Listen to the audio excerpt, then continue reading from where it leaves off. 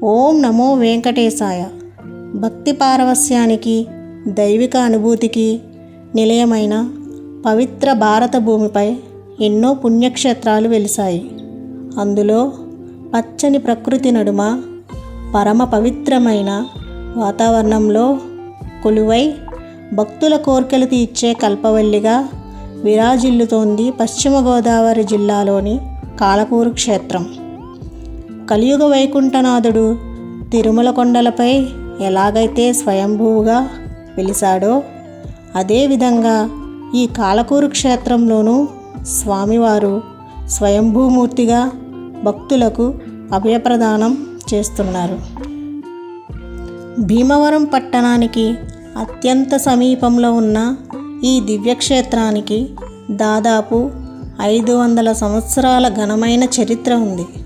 ఈ క్షేత్ర విశేషాలు, ఇక్కడి స్వామివారి విగ్రహంలో దాగున్న అద్భుత రహస్యాలు, ప్రపంచ ప్రసిద్ధిగాంచిన ప్రసాదాల వెనుక ఉన్న మహిమలు మరియు ఎక్కడా వినని ఒక అద్భుతమైన శాప విమోచక గాథను ఈరోజు మన వీడియోలో ఎంతో వివరంగా తెలుసుకుందాం. ఈ ఆధ్యాత్మికత ప్రయాణంలో చివరి వరకు మాతో కలిసి సాగండి. ఇకపోతే ఈ ఆలయం వెనుక ఉన్న పురాణ గాథ ఎంతో ఆసక్తికరంగా, ఉద్వేగభరితంగా ఉంటుంది. స్థల పురాణం ప్రకారం పూర్వం తిరుమల వెంకటాచల క్షేత్రంలో శ్రీనాథుడు అనే ఒక పరమభక్తుడైన బ్రాహ్మణుడు నివసించేవాడు. అదే సమయంలో పద్మావతి అనే ఒక దేవకన్య నిత్యం తన అమృతం గాత్రంతో, వీణానాదంతో శ్రీవారిని అర్చిస్తూ గానసేవ చేస్తూ ఉండేది. ఒకరోజు పద్మావతీదేవి దివ్య సౌందర్యాన్ని, ఆమె గాన మాధుర్యాన్ని చూసిన శ్రీధరుడు ఆమెపై మోహాన్ని పెంచుకున్నాడు. ఆమెను వివాహం చేసుకోవాలని భావించి తన ప్రేమను వ్యక్తపరిచాడు. కానీ కేవలం భగవత్ అంకితమైన ఆ దేవకన్య శ్రీధరుని ప్రతిపాదనకు తిరస్కరించింది. ఆ కోపంలో మరియు ఆవేశంలో ఇద్దరి మధ్య వాదోపవాదాలు జరిగి ఒకరికొకరు శాపాలు ఇచ్చుకున్నారు.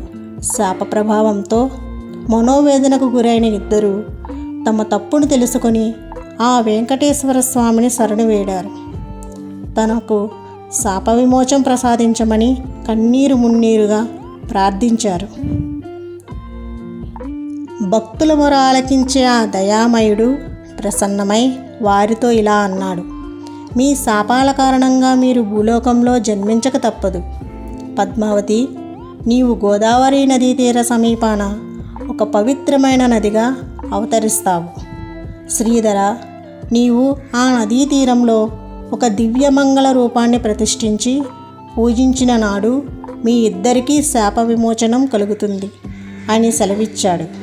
స్వామివారి ఆజ్ఞ ప్రకారం పద్మావతి దేవకన్య నదిగా మారి ప్రవహించగా శ్రీధరుడు కొంతకాలం తర్వాత శ్రీధరుడికి స్వామివారి రూపంలో దర్శనమిచ్చి తాను పద్మావతీ నదికి పశ్చిమ దిశలో ఉన్న ఒక మహావృక్ష దొర్రలో శిలారూపంలో స్వయంభూగా వెలిసానని, ఆ విగ్రహాన్ని వెలికి తీయమని ఆశించాడు. శ్రీధరుడు ఆనందంతో ఆ వృక్షం దగ్గరకు వెళ్ళి చూడగా అక్కడ సాక్షాత్తు శ్రీ లక్ష్మీనారాయణ రూపంలో వెంకటేశ్వర స్వామి శిలా విగ్రహం దర్శించొచ్చింది.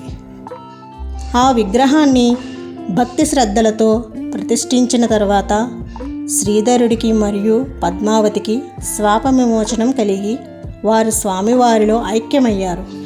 ఈ విధంగా వెలిసిన స్వామివారే ఈనాటి కాలకూరు వెంకటేశ్వరుడు. కాలకూరు శ్రీ వెంకటేశ్వర స్వామివారి విగ్రహ రూపం అత్యంత అద్భుతమైన మరియు దేశంలో మరెక్కడా లేని ఒక విశిష్టమైన ప్రత్యేకతను కలిగి ఉంది. సాధారణంగా మనం చేసే వెంకటేశ్వర స్వామి విగ్రహాలకు భిన్నంగా ఇక్కడ స్వయంభూమూర్తి వెనుక భాగంలో జుట్టుముడి లేదా శిఖ స్పష్టంగా కనిపిస్తుంది.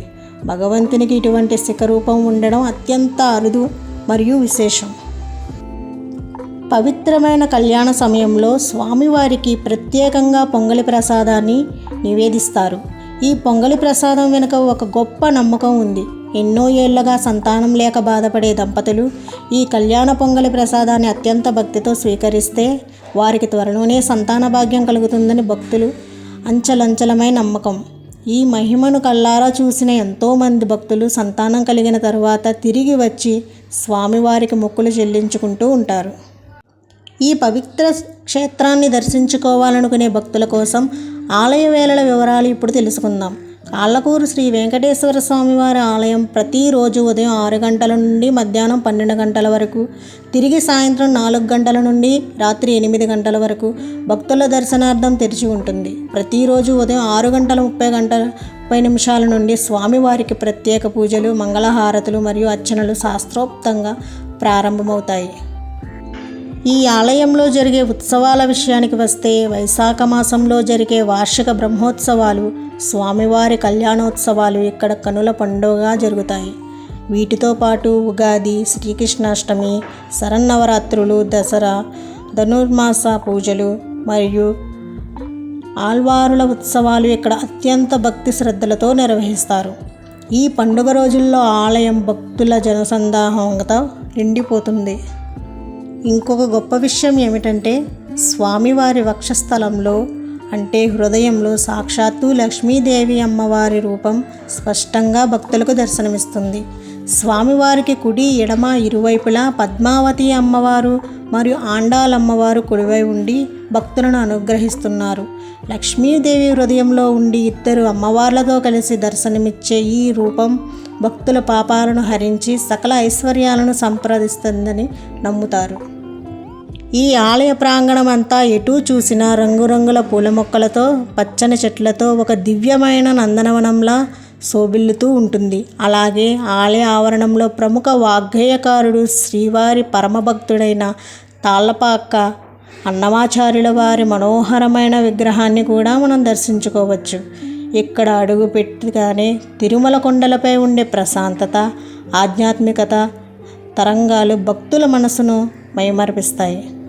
ఈ క్షేత్రంలో స్వామివారికి సమర్పించే పులిహోర ప్రసాదానికి కేవలం తెలుగు రాష్ట్రాల్లోనే కాదు, దేశ విదేశాల్లోనూ ఎంతో మంచి పేరు ప్రఖ్యాతులు ఉన్నాయి. ఇక్కడ పులిహోర రుచి చూసిన వారు ఆ స్వామివారి అనుగ్రహాన్ని పొందినట్లుగా భావిస్తారు. ఆకివీడు నుండి కాళ్ళకూరు వెంకటేశ్వర స్వామి ఆలయానికి చేరుకోవడానికి అత్యంత సులభం. ఆకివీడు నుంచి ఈ పవిత్ర క్షేత్రం కేవలం 11.5 కిలోమీటర్ల దూరంలో ఉంది. ఆకివీడు నుండి చెనమిల్లిపాడు, ఉప్పుటేరు రోడ్డు మీదుగా లేదా జువ్వలపాలెం రోడ్డు మీదుగా నేరుగా కాళ్ళకూరు చేరుకోవచ్చు. ఓం నమో వెంకటేశాయ.